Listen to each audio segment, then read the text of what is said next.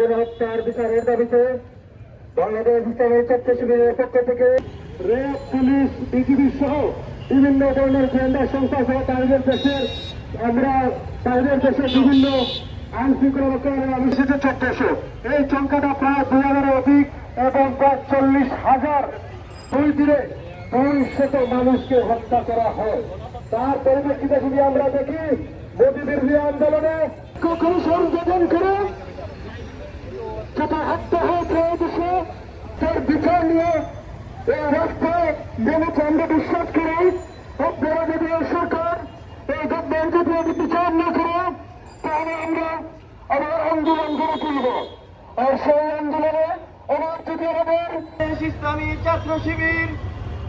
সিলেট মহানগর শাখা কর্তৃক আয়োজিত আজকের এই